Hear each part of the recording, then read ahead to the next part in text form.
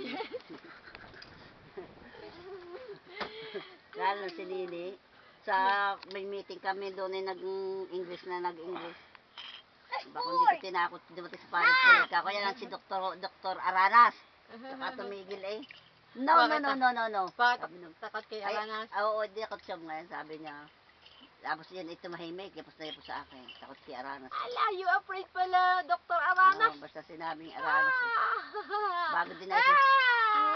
Dinaysa naman ni paring puleng. Alin, tuturukan. Iyapos niya sa akin. Ay, po ba ano? Ay, bigay ko na nga sa iyo ng 3.5. Yun eh, kung sa... Ay, kukunin ko muna ang 300, 500. Oy, walang problema. Ay, paano? Ay, ano po, iba yung pabibilin pa ako mamaya. Oy. Nagara pa ito, nakwarta lagi. Kukwartahin nga, yari nga yung aking inihanda sa akin sarili, ba? Oo nga naman. Ba't ka kaunti ang das sa sarili dati? Yan! Money! Ano yan? Didiretso na doon sa patayan. Paano ba yan, eh? Sino ko papatay pa daw sa inyo? Hindi, doon na sa bayan niya nga. Ay, kaya nga eh. Ay, hindi, ite-text ko na lang. Nasa cellphone na tawag ako eh. Ay, ayaw. Ayaw. Isa lang ako tatawag. Ay, di kami. Ay, alam ang dalhin namin.